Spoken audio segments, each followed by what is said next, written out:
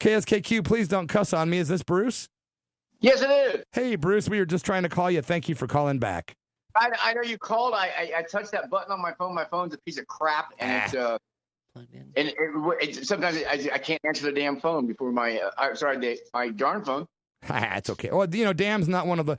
As long as it wasn't in the list of George Carlin bad words, literally, we're okay. Ooh, that's like my entire vocabulary. I know it's really challenging, dude. I will try to mitigate my responses.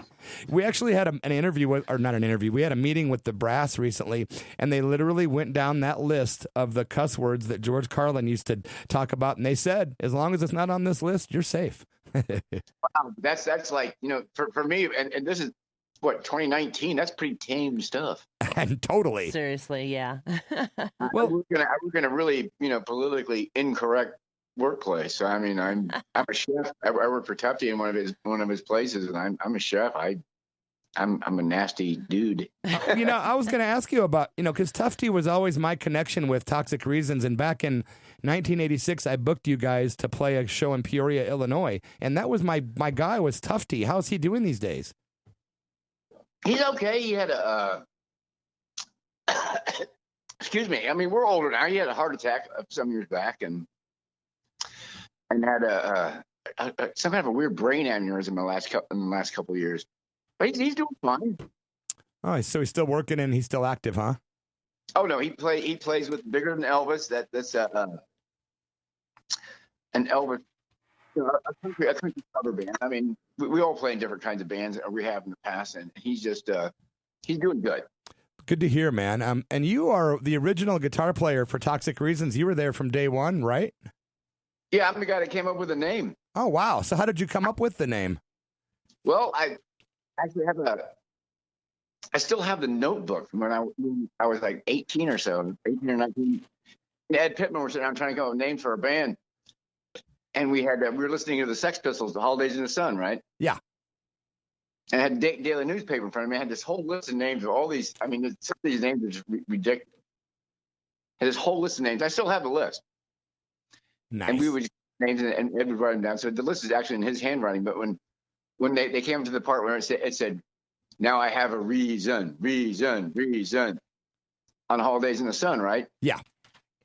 I would happen to look at the Dayton Daily newspaper, and on the front it said there was a toxic spill or something that happened. They were reporting on it, and I thought toxic reason. I was like, oh, that's a toxic reason. That's great. Wow, I never knew that. And for the oddest time, I mean, I don't think anybody liked it but me. You know what I mean?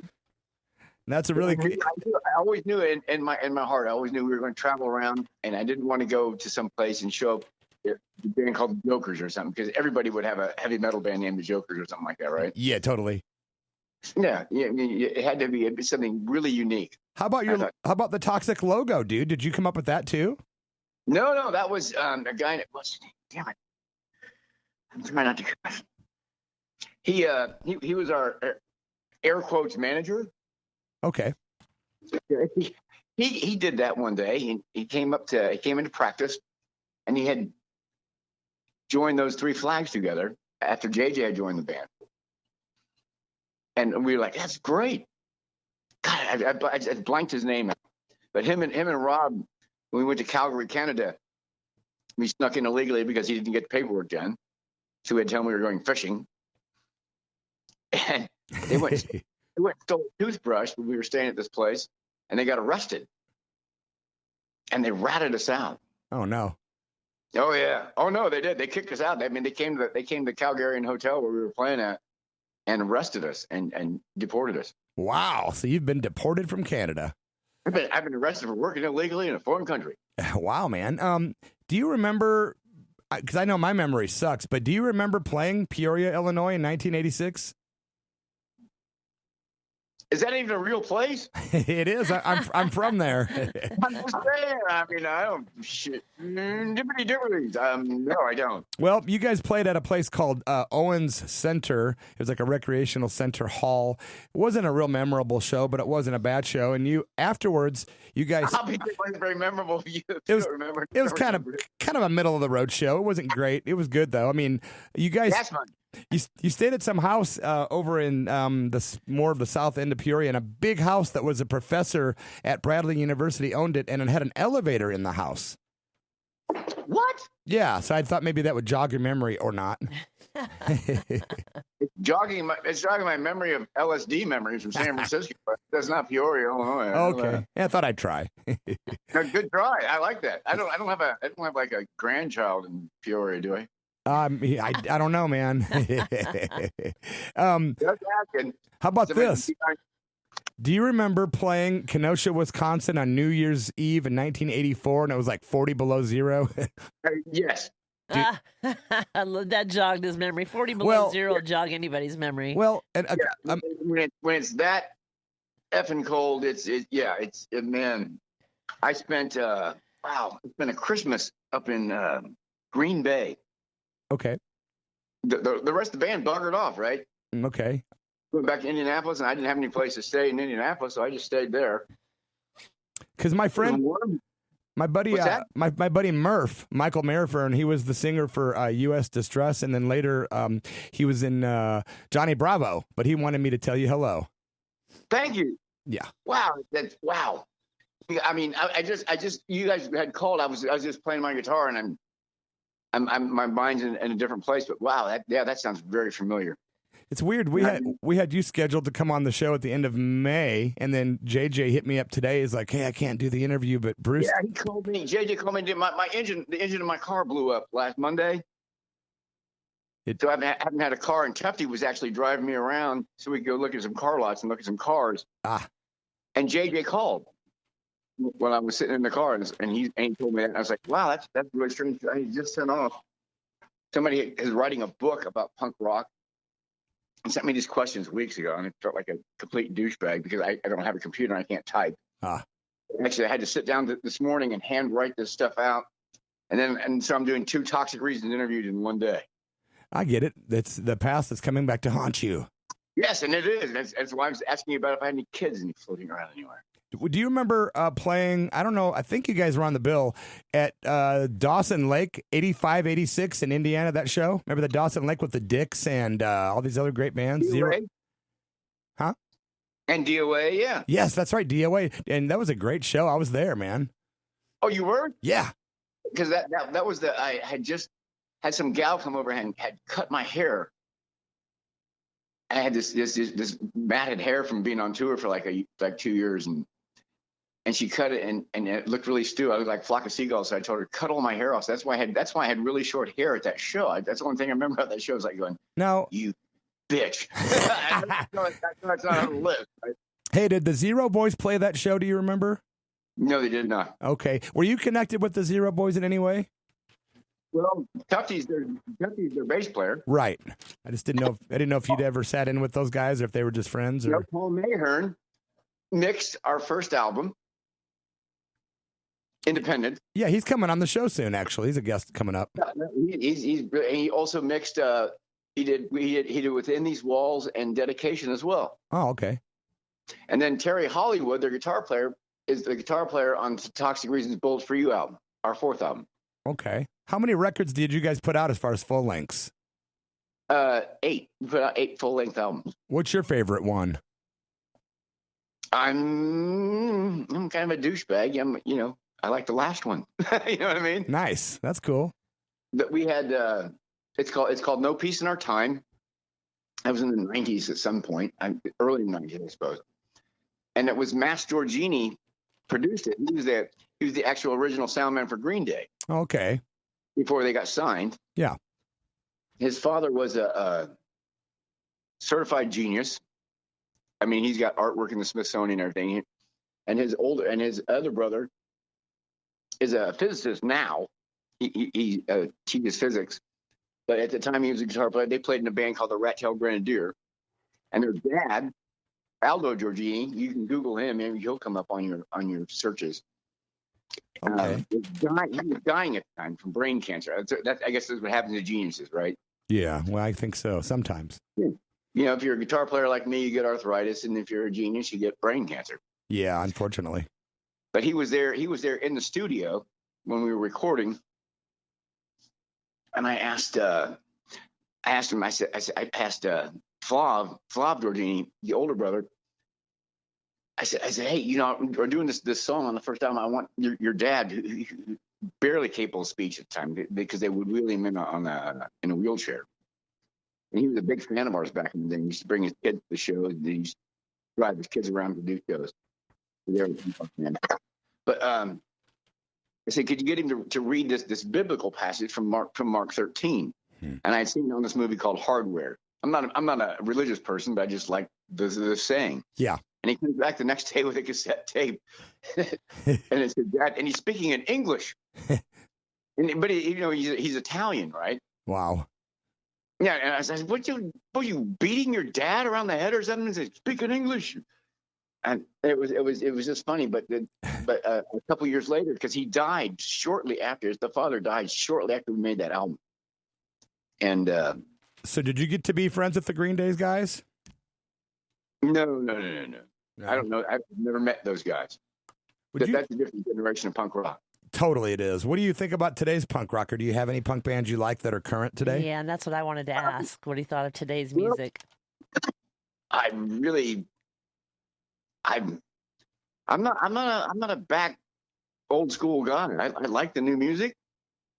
I can't think of a new punk rock band that I could just throw a name at you, because they come up every day, which is great. You know what I mean? Well, Sister Tracy's here, and she's got another question for you. Well, and it's just kind of a question that I ask. I just I'm always curious when I talk to career musicians, if you had it all to do over again and you could go back, say, whatever, how many decades, and not be a musician, if that wasn't what you went into, what would be your second choice? What kind of career would you choose to go into if you hadn't went into music? Oh, I would have been an artist. So like painting or just? Oh, yeah. I mean, I did our second album cover. I'm looking at my wall right now. I did our second album cover, our seventh and eighth album cover. I did our first single cover. I did a couple of our singles. I did a lot of our posters. Oh yeah, that's cool. I got one of your posters on the wall. It's the big blue one, blue and black, I think, and white. What's it say on it? I can't remember, man. My memory sucks, but it's from the 80s. I still have them from. It was in the album. Within these walls. Yeah, I think so. Yes. Yeah.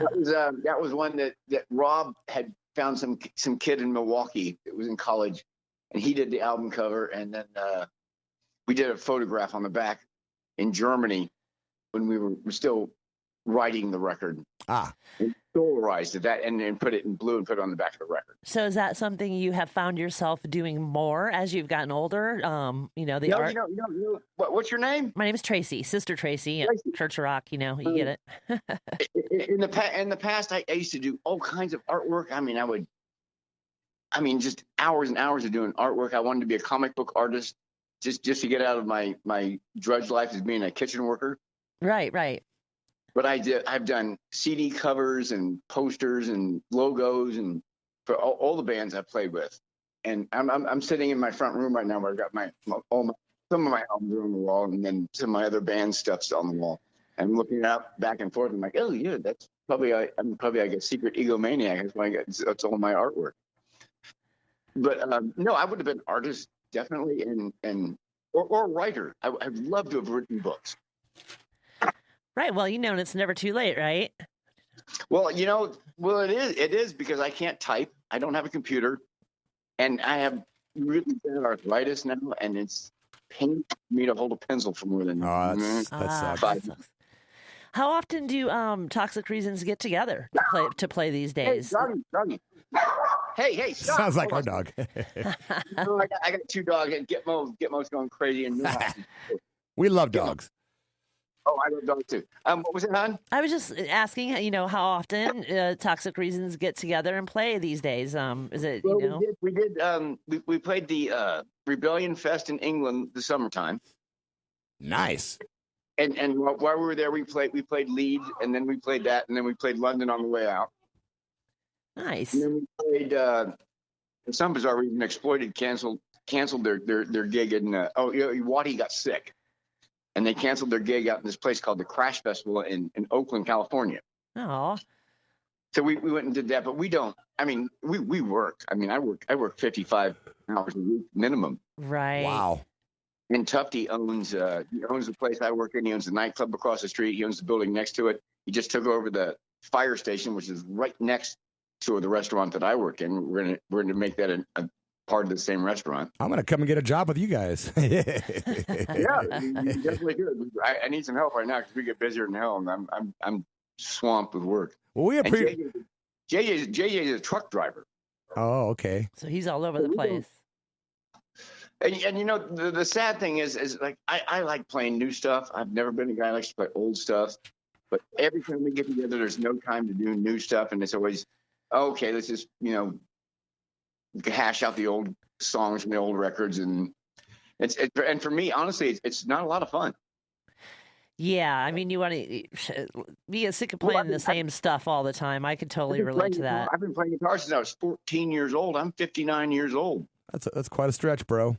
Yeah. Yeah, and but the stuff that we play is when I was in my 20s, my late teens and my early 20s. Yeah, so a few decades of playing the same songs gets kind of old. I can see that. You'd like to think at some point, I've gotten a little better.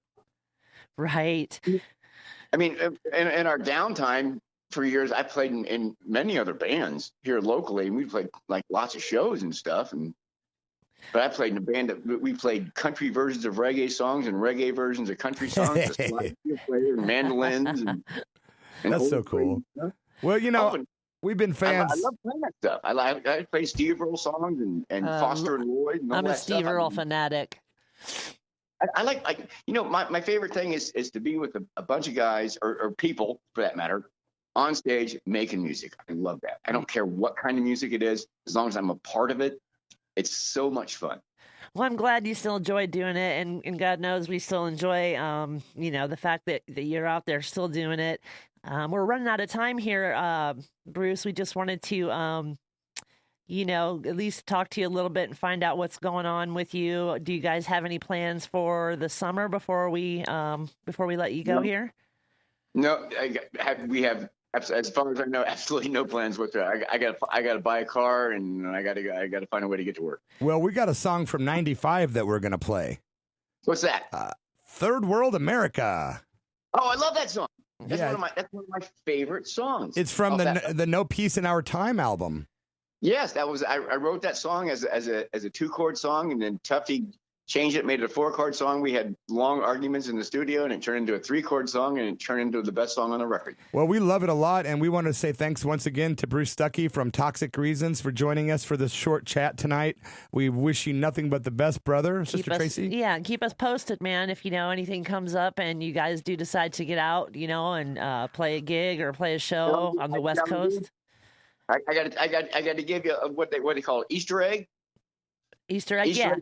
Easter egg on Third World America. If you turn it up really loud at the very, very beginning, you'll hear a CB truck driver, because we recorded next to the highway for the first live tracks. Oh. You'll hear a CB guy talking through my Marshall amplifier. Well, I've got it turned up full blast, so we're going to listen for that now. Yeah, we are. Very beginning, guys. Thank you very much. Thanks so much, Bruce. Yeah, thanks so much. It's great to talk to you, and blessings, my friend. Yeah, blessings to you guys too. Be good. Bruce Stuckey, Toxic Reasons. Great interview, good guy, awesome rock band, man. Punk rock lives in Indiana. And right now we're going to go ahead and play some Toxic Reasons for you and listen for that CB trucker sound at the beginning. We'll see if we can hear this. The title of the tune is Third World America by Toxic Reasons on KSKQ and the Church of Rock.